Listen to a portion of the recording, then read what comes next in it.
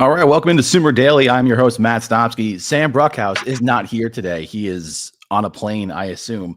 And Sean Syed is buried in a basement somewhere grinding tape for the upcoming Week 14. So filling in, I have the world traveler, the co-host of Stats and Scheme, the stats part of the Stats and Scheme, Tage Stats joining me. How you doing, buddy? Good. Yeah, thanks for having me on again. I was just thinking about this. If I had a nickel for every time I've come on the Sumer Daily live show after Jake Bates kicked a game-winning field goal, I'd have two nickels, which is kind of crazy. It's happened twice now. Dude, what a game. What a game. Let's start first on that fourth down call at the end where Dan Campbell just what, like nuts on table. It was like we're going for it. You're the analytics guy. Was that even like a go for it scenario? Yeah, so that actually wasn't by most models that wouldn't have been a go for it scenario. Most of the fourth down models out there would have recommended a field goal, as is what I was thinking that the Lions would do in that situation. It probably would have been a 2 to 3 percentage point increase in win probability for the Lions to kick that field goal. But obviously, Dan Campbell trusted his offense, really just rode David Montgomery behind that offensive line, and the Lions were able to convert there. And we've seen him be more aggressive in situations where like the book wouldn't have necessarily recommended it to be in the past. Do you think about the going for it from two or going for the 2 point conversion from the 7 against Dallas last season in that primetime game, and then you have another example in tonight's game. So both ended up working out, for the Lions for these fourth down decisions in this game, and so I think that was really good for Dan Campbell's, the discourse around him on the talk shows tomorrow. Yeah, and he's one of the best third down conversion teams and one of the best fourth down conversion teams in the league. Were you surprised though on the fourth down where he didn't convert? They went for a under center pitch play, under center almost like an outside zone pitch. Was that interesting? Like kind of a weird play call to try to get 1 yard to throw the ball back 5 to get going. Yeah, I did think that actually. Like the fourth down decision was fine there. Even though you were backed up, like it was still optimal to go for that fourth down decision. But the play call I didn't like that much. I get trying to get the ball behind Penei Sewell, who's your best offensive lineman. But yeah, like when you throw it back 5 yards, like you mentioned, like you're definitely having to make up more ground in the run game. And Jameer Gibbs, who's been having a fantastic season coming into this game, didn't have a great game in this one in particular. So that was like another part of that too, where like you were putting the ball in his hands in that spot. And this game was interesting, right? Like it was. How many screens do you think they threw for the Lions? It felt like every other play, if it was a pass, was play action or screen. I think his target was like what 5, 6 or something like that for Jared Goff. Like, it wasn't very deep, which is not surprising. That's kind of like been his MO all year. I think it's about around 6.7. So today was 5.6. It at times felt like a high school game. They rode their running backs, short passes, let their guys get into space. They did a really good job of getting their running backs involved in the passing game and letting this kind of like just sneak out either left or right side. And there was a great play where you're in that Texas route for a touchdown there. What do you think of Ben Johnson's offense? Because it's so creative, but at the same time, you kind of break it down and be like, oh, like he's just being efficient with pretty basic play calling. Yeah, I mean it is what's worked, and I think like when you're Ben Johnson and you have one of the top offensive lines in the league and feel really confident behind it, and then you also have this collection of skill position players where Amon-Ra St. Brown is your wide receiver one. He gets a lot of attention. You have Tim Patrick and Jamison Williams who can fill in at the secondary receiving spot. And then you have these two really high end running backs that can both do stuff in the run game and pass game. And so like I think Ben Johnson just like did a great job of spreading the ball around to all those receivers, where you had 6 different players that had 5 or more targets in this game for the Lions, where he just got the ball to everyone on the field. And a lot of them were efficient with the targets that they were getting, which was a really good thing for the Lions to have, because if the Packers were focusing on taking away one of those position players, they could just kind of move the ball to the other one. And that's what they did a lot of in this game. Going over to Green Bay, Josh Jacobs only 3.7 yards a carry, but like he grinded out some of those yards. He had 3 touchdowns on the day. That red zone play where he scored that touchdown, that was a play that should have gone for negative yards, and he drives that in. Josh Jacobs really not known for being like that kind of player where he's going to just grind out yards like that. What do you think of this Packers offense? Also, they're 9-4 right now. The chance of them winning the North is probably slim at this point with Detroit being 12-1. But for Green Bay going into the playoffs, what do you think of this offense? This Packers offense is really interesting because we've seen a lot of just like kind of the way Jordan Love can have these volatile type performances. And we even saw that in this game where the first half he did not play well at all. Like he was not hitting throws right. He wasn't dealing with pressure well. Comes out in the second half, has the explosive to Christian Watson down the right side of the field, has a really nice tight window throw for a touchdown, and then another one on the next drive. And so you can see like this offense will live and die by what type of Jordan Love they're getting at a particular moment. And they have the pass catchers to, sometimes make up for some missed throws. Like Christian Watson is good. They were missing Dobbs in this game, but he's pretty good. And then Jaden Reed like had a very rare down game where you don't see that often from him, but he just wasn't much of a factor in this game. And so like they can still be relatively efficient in most games because of the play calling, because of the weapons and Love's play. But I feel like he just gives them a high variance type offense just because of some of these performances he can have sometimes where he doesn't play well in certain halves or games. And speaking of receivers, right? So Christian Watson's 114 yards, and they really come to life that passing game into the second half, where Carlton Davis has like a brutal 5 plays in a row where like he gets burned by Watson, then he lets the touchdown to Kraft. I looked it up. He's like above the 90th percentile this year in the AI coverage grade for Sumer Sports. Granted, I watch a lot more Giant games than I do Lions games because I'm on the field for the Giants. How has Carlton Davis been for that defense? Yeah, I think he's been, a decent corner this year for the defense. Where you had a situation last year where the Lions were in the NFC Championship game, starting Cam Sutton and Kendall Vildor as their 2 outside starting corners. So it's a big upgrade to have Carlton Davis and Terrion Arnold, as the outside starting corners this year. Arnold has dealt with a lot of penalty issues. He usually has decent coverage, but has had the penalties like defensive pass interference when the ball is in play. But Davis has been the true corner one for this team, where he has done a good job of not allowing much separation. We saw that in this game where, other than the Christian Watson play, like the passes that were thrown against him that were caught, he was on the receiver. He just didn't play on the ball. And so I think that's kind of just what he's been like this year as a corner. Like he's usually there in coverage. It's just a matter of if he'll make a play on the ball or not. Going back to Green Bay's defense here, I was surprised by how well the defensive line did against Frank Ragnow. Ragnow, one of the best centers in the league. There were a few plays where they made him look, like a novice. I forgot who it was.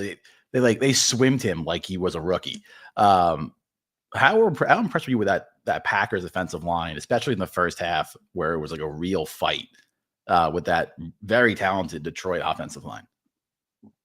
Yeah, I mean, this was a rare down game from the Detroit offensive line that, like you mentioned, is usually pretty talented and usually plays pretty well. Where you saw the Packers, be able to run fit really well in this game and really maintain Jahmyr Gibbs, only allowing him to have one explosive play. And then you also saw them be able to get pressure, especially on some key third downs in the first half, to force Goff to not be able to do much outside of that. So I thought that the Packers defensive line played well because of that. Like the entire front seven was able to do a good job on especially in the first half, just like of slowing down the Lions. And they had a situation where they had stopped the Lions, on that 3rd and inches play right before the end of the game, where, for most teams that would have been a situation where the defense gets off the field and gives the offense the chance to score. Like obviously the Lions ended up going for it, but like that was another very impressive play by the Packers front seven to be able to get that stop there.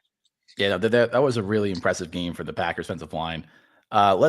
We've kind of covered this game enough. You're a Detroit Lion fan. how good do you feel going into the postseason now? Like this, you won this game. You're 12-1, and you won it with a lot of guys who were out. Right, Decker wasn't there. Like half your defensive line wasn't there. You guys, I feel like you're like in prime spot to be the best team in the NFC. Are you allowing yourself to get excited, or are you just like, are you pulling that back a bit? Well, I'd be lying if I said I wasn't excited about this team right now. Where like you, I mean, you just see like these games, like the Texans game, like this game that they just had. Like this team is doing a really good job of just overcoming adversity. Showing grit, which is like their main statement of just like being able to pull out these wins. And yeah, like you had a defensive line in this game that was very depleted. When you looked at the Lions roster in September, they only had one defensive lineman on their two deep that was starting in this game. That was Aleem McNeil, and he left the game early with a concussion, or a head injury. So like you had a situation where it was an entire third string or practice squad defensive line for the Lions in this game, on top of the Zadarius Smith trade. And so for them to just even be able to field a defense that didn't like let up 50 points was very impressive by Aaron Glenn, to dial up some of those blitz packages early in the first half, and then be able to come up at the end of the game as well. So definitely feeling good about this team. Going into the postseason here, where there's the danger of the early bye. You're always going to be a little bit more depleted than if you had a later buy, especially like entering the playoffs. But they've just done a good job of overcoming all the things that have been thrown at them so far this year. I didn't even realize that Jamal Adams was on the defense until I saw him go go on the field once Branch went out. Like, this is a pretty deep defense. Now, what does the rest of the Lions schedule look like? So you have 4 more games left, and to be fair, I probably should have looked at this before we went on the air. But like, I'm really interested to see like how this goes for them. Like, wow, they really do not have an easy schedule. So they got the Bills, the Bears, the Niners, and the Vikings. Wow, that is it's a gauntlet of a schedule. So with that said, do you feel like pretty confident that they can secure this number 1 seed? The big game there will be the Vikings game, the last week of the season, where Vikings are only sitting at 2 losses right now. So if you're in a situation where both teams have the same amount of losses entering that game, and the Vikings win, like the Vikings would end up winning the division. So the Lions have to be really careful about not losing that game. If they end up losing the Bills game, they would be fine, like seating wise. Just because like it's an out of conference loss, so they would still have the tiebreaker over the Eagles for the 1 seed, assuming that the Lions win out. But yeah, it's definitely going to be a tough schedule down the stretch here, and you're just hoping that you get healthier on the defense, because going into tonight's game with missing most of your defensive starters was definitely really tough for this defense to overcome. But I was obviously very happy that they were able to overcome it and hold on for the win. And I guess the good thing is the Bills game and the Vikings game are both at home, so it's not like they have to go to Buffalo. Mhm. Which, by the way, did you lose any limbs when you were in that freezing game in Buffalo? Like, how was that? What is Bills Mafia like? I've actually never been to Buffalo. Like, what was that experience like in Buffalo? Yeah, so talked about this a bit on Sats and Scheme today with Sean, but amazing experience going to that game. Like would Did you go recommend through a it table? Did they to. put you through a table? I need to know. Yeah, so okay, so the story with that was, so we saw someone jump through a table, like random tailgate next to us. Guy goes through a table. It was awesome to see in person. He just jumped off his truck bed and broke it very easily. And then I was like, I want to go through a table, and I was with Ben Brown and some other coworkers, and they were looking at me, and they were like, in the cold, we don't know if you're going to break the table. They're like, you might not be heavy enough to break the table. The table might break you. And I'm like, shoot. I'm like, that's probably true. Like maybe to make sure I don't have a broken back, I probably shouldn't go through the table. I feel like putting the analytics guy through the table, that was like, no, the most Bills Mafia thing you could do. I think if you somehow make it to the Lions Bills game, you should find a way to go through a table. But you had this conversation with Sean, and I'm interested because I know Sam is on the complete other side. How do you feel about whether in football? Because I know Sean is big, everything should be played in the dome, and Sam is like rain, sleet, snow all day. Where do you kind of land in this? I think I'm in the middle of them, where we've seen these backdrops on some games this year, like the Steelers Browns Thursday night football game, or this 49ers Bills game that we were just talking about, where like the snow just like added to the aesthetic of the game. It made it really nice. But like when you get to the point where you have to like completely change your game plan because of the weather, if it's too windy, if it's too rainy, you can't see like a lot of passing, or it's people are just like muffing punts left and right, or slipping. Like that's kind of where I draw the line, where like it's like really hurting the product of the football game itself, and probably like not having the better team win more often when you have those types of games. But if it's just like a light snow, or a light wind, I can get behind that, just because it looks nice on TV. It doesn't affect the game too much. Like, I'm not surprised that the former high school quarterback in Sean Syed is not a fan of weather, and the former linebacker from Tulane is all about it. I can't imagine Sam played a single game in the Bayou that wasn't under like 95% humidity. So he Yeah. was probably just dying out there. Rest of the season, is there anything we're looking forward to here?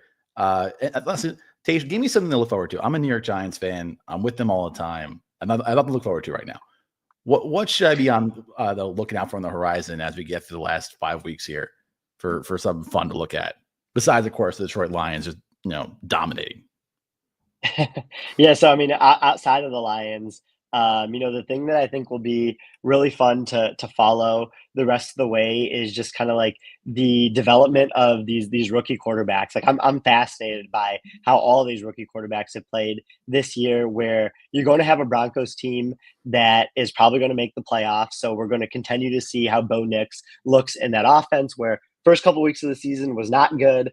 He's had some better performances since then, had one of the better throws of the season, on that Monday Night Football game against the Browns this past week. So I'm excited to continue to see the way that he looks. You have a Commanders team that should make the playoffs, but it could get a little tight for them down the stretch. But Jaden Daniels had a little bit of a rough stretch, but just came off one of the better games of the season for him as well. And so I'm excited to just kind of see like what these rookie quarterbacks continue to look like. Like even the ones that won't make the playoffs, like Drake May and Caleb Williams, like they've had their moments for sure too. And so just like seeing them down the stretch will be really important for kind of like how all in those teams want to go next year for supporting them. Like if you have the guy, you can really put a lot of resources towards like having a really good supporting cast around those quarterbacks, maybe trading a couple draft picks to get pass catchers and offensive linemen. But if you're still unsure about it, you might not do that as much. What's your take on Bo Nix? Because I'll say he's doing well in Denver, but metrics wise, he's kind of like middle of the road, nothing like overly impressive. And we're seeing now him being favored over Jaden Daniels, whose metrics are out of this world for a rookie of the year. Are you on the Bo Nix bandwagon, or are you think like maybe it's a little overhyped and like he's a quarterback playing in Denver, no one's paying attention, or is he actually great and I'm just a Bo Nix hater, as our friend Sam Bruckhouse would say? Yeah, I mean, I'm kind of, I don't think he should be rated higher than Jaden Daniels. Like Jaden Daniels, since week 2, has been playing really high level football. He's had a little bit of a slump because he was playing injured, but we saw him kind of come out of that against the Titans this past week. But like I think Bo Nix is playing fine football right now. Like if he's here's Sam chiming in on his Bo Leaf about Bo Nix, but like yeah, I think Nix is like average to below average starter right now. Where like he's still really young and he's still not doing that well when pressured, but like he's showing some pocket movement that's encouraging. So I'm just really in a wait and see approach with him right now, which I know doesn't mean much, but just like have to kind of see more data points before making a conclusion entering the playoffs. Listen, I was surprised he's 87th percentile in sack avoidance. Bo Nix is, so like that's impressive. So I will say he is producing faster than I thought he would. As No, obviously he's young. He's not that young. He played 14 years in college or something like that, but still like young for NFL talent. The last thing I want to ask you, and this is off the the Lions Packers game here, but something that's been talked about a lot while you were in India. Brock Purdy, where do you stand on the Brock Purdy contract talk with Sam Fran? Like, do you because Sam thinks that just go out and sign Sam Darnold to get him for half the price, get the same kind of production. I am on the bandwagon of Brock Purdy is incredible, and the things they asked him to do is nothing like what they asked Jimmy G to do. Where do you put? I know I'm asking this complete left field question here, but where do you feel? What's your opinion on Brock Purdy and as we finally get into the contract talks in this offseason? Mhm. I think this is the most fascinating thing in football to follow this offseason is what type of contract Brock Purdy gets, if he gets that contract from the 49ers, where, you do have that option of oh yeah, maybe you sign a Sam Darnold, a Jameis Winston, type quarterback where you get them at even less than half the price probably of, what Brock Purdy would get on his extension, but you would hope that you can get a lot of production out of those guys just because you trust your play calling, you trust your weapons if you're the 49ers. But I do think Brock Purdy is a good quarterback. Like he's shown 3 straight seasons now of productive play in this offense where you had his first year, which he played very impressive for a rookie 7th round pick. You had last year where he was the most efficient quarterback in the league. And then you have this season where things have just fallen apart left and right around him. Ayuk wasn't good and then got injured, and Kittle's been dealing with injuries. Debo's been dealing with injuries. The team as a whole has just kind of had a weird year in terms of just the vibes around it, and he still ranks highly in all efficiency metrics. So I would end up paying Brock Purdy this year. If I was the 49ers, just because I don't like going into the uncertainty of the alternatives of just what you have to dip into of hoping Sam Darnold signs with you, or trying to trade for a quarterback that might be done somewhere else, an older quarterback or something like that. It just doesn't seem that feasible to me when you have a quarterback who's young and pretty productive in this offense. Yeah, I'm not totally sure Sam Darnold going back to Minnesota. I know McCarthy is the future there, but he had two surgeries now. They might keep him on the roster to see if he needs to start for McCarthy until he gets back.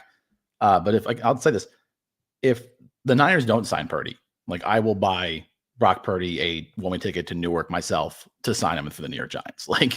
Because I'm with you. That quarterback purgatory is a brutal place to be, and the uncertainty that comes along with it is horrible. So, I don't think Brock Purdy gets enough love, man. I think that's I think his draft position still follows him, and I think because of how good Jimmy G did with Shanahan, that somehow gave a negative connotation to Brock Purdy when he actually is a pretty solid player. You can catch Stats and Scheme right now. It's out. I know because I edited it. It's already out online. The 2025 mock draft is live on the Zone, or if you're a Bears fan, there is a 2025 7th-round mock draft where you can go and tell me how bad I did as the Bears general manager. Tage, thanks so much, man.